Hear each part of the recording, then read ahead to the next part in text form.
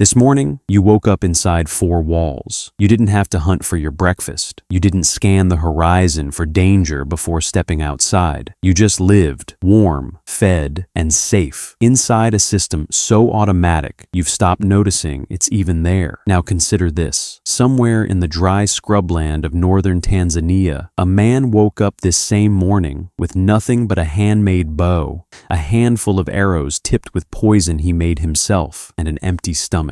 He didn't go to a store. He didn't open an app. He walked into the bush and started reading the ground the way you read a screen, looking for tracks, broken branches, disturbed soil, because that is the only way his family eats today. His name is Hadzabe, and he is not a relic. He is not a curiosity. He is, in the most precise scientific sense possible, a living window into what you actually are. Because for 300,000 years of human existence, every person who ever lived on this earth lived exactly like him, and it only stopped for most of the world about 10,000 years ago. That is less than 4% of the time modern humans have existed. The other 96%, that was the bush, that was the bough, that was reading the dirt for breakfast. The Hadza, their full name is the Hadzabe, are a people of roughly 1,200 individuals living around Lake Eyasi in Tanzania. They are one of the last fully functioning hunter-gatherer societies on the planet, not partly, not ceremonially, fully. No farming, no livestock, no permanent settlements. They move when the food moves. They eat what the land offers each day and nothing else. Anthropologist Frank Marlowe, who spent years living among the Hadza and produced the most detailed study of their lifestyle ever conducted, described them as perhaps the clearest living reflection of the diet, movement patterns, and social structure of ancient humans that science has ever been able to observe directly. Think about what that means. Every theory about how your ancient ancestors lived, how they found food, how they organized themselves, how long they slept, how hard they worked, what they feared, most of it is reconstructed from bones and tools buried in the ground. But the Hadza are alive. You can watch them, you can measure them. And what scientists found when they did measure them was deeply strange and deeply revealing about what a human body is actually supposed to do. Start with the hunt. A Hadza man might walk 10 to 14 miles through rough terrain in a single day searching for game. Researcher Brian Wood, an anthropologist at Yale who tracked Hadza hunters over multiple seasons,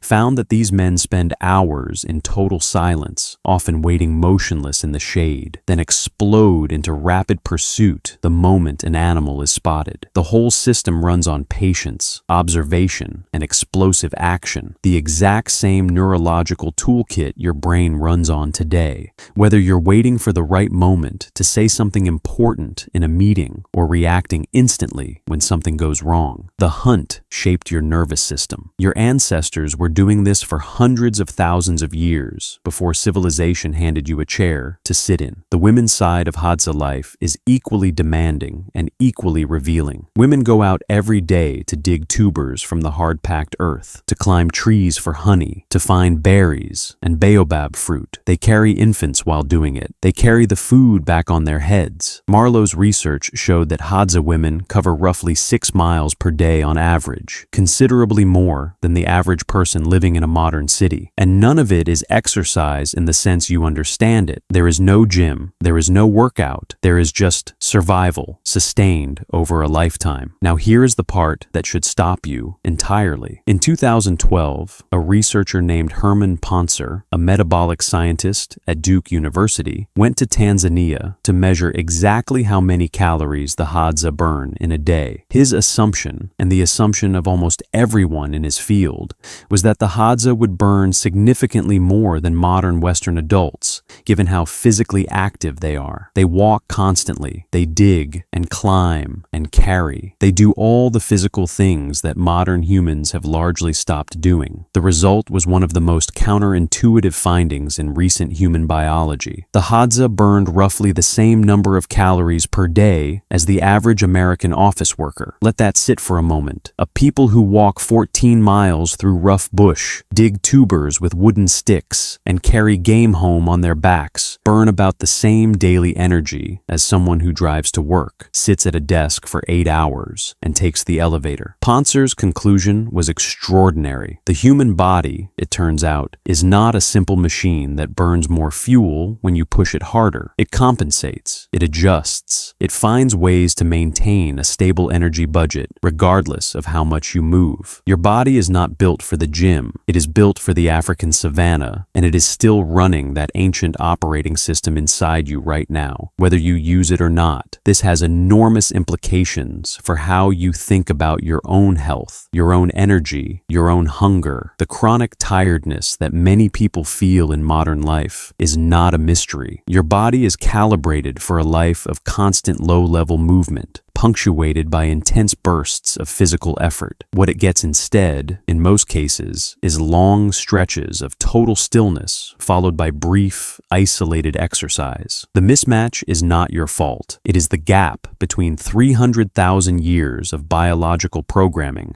and a world that changed faster than evolution could follow. Now go deeper into what the Hadza's daily life reveals about your social architecture. The Hadza live in camps of roughly 20 to 30 people. The size is not random. It matches almost exactly the band size that anthropologists believe characterized human social groups for most of our evolutionary history. When camps grow too large, they split. When resources get thin, groups merge. The whole social structure is fluid, flexible, and self-correcting. There is no chief. There is no formal hierarchy. Decisions get made through conversation, consensus, and the quiet pressure of reputation. People who are generous earn status. People who are greedy lose it fast. Sound familiar? That social math is still running in your head. You feel it when you sense someone is not pulling their weight in a group. You feel it when someone shares something unexpectedly, and you feel genuine warmth toward them. You feel it in the almost physical discomfort of social exclusion. These were not civilized values added on top of human nature. They were the survival software of the original human band, baked into your brain over hundreds of thousands of years of small group living. Even Hadza sleep, studied extensively by Jerome Siegel at UCLA,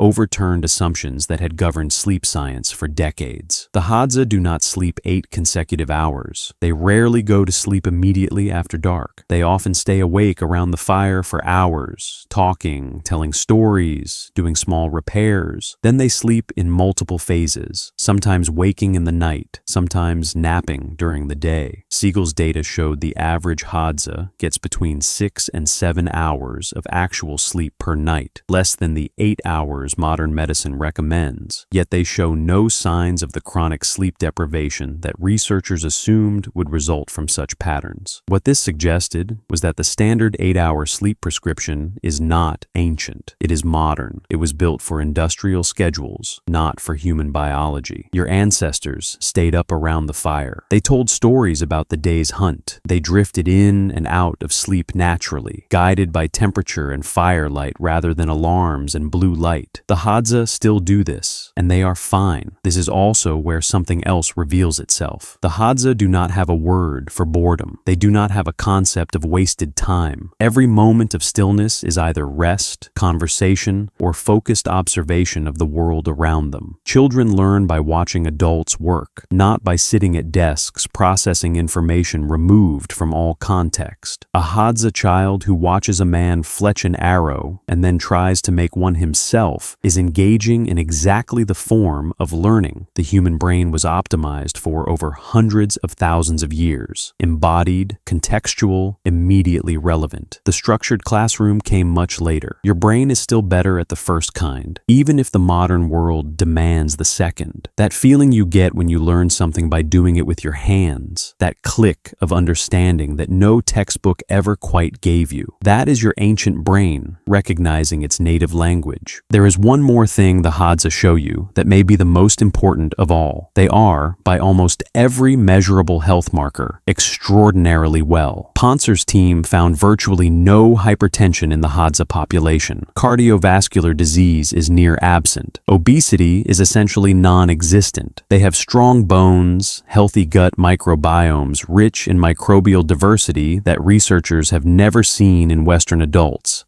and no evidence of the metabolic diseases that kill millions of people in industrialized nations every year. They are not healthy because they are lucky. They are healthy because the life they live matches the body they inherited. You inherited the same body. You just inherited a different life to put it in. This is not an argument to abandon civilization. You would not survive a week in the Tanzanian bush without training you almost certainly don't have. This is something quieter and stranger than that. It is the recognition that the version of you sitting still right now, scrolling, commuting, eating processed food under artificial light, is not the default. It is the deviation. You are 300,000 years of a very specific creature, and that creature was not built for this. It was built for the bush, for the fire, for the small group, the long walk, and the hand-poisoned arrow. The Hadza are not a curiosity from the past. They are a mirror, and when you look into it carefully, what looks back at you is not a stranger. It is the version of yourself that your biology has been waiting for all along. This morning you woke up inside four walls, fed and safe, in a world built to keep you comfortable. But the body you woke up in, that was built somewhere else entirely, in the dry hills of Tanzania, under the same open sky where a Hadzabe man is reading the ground right now, looking for breakfast.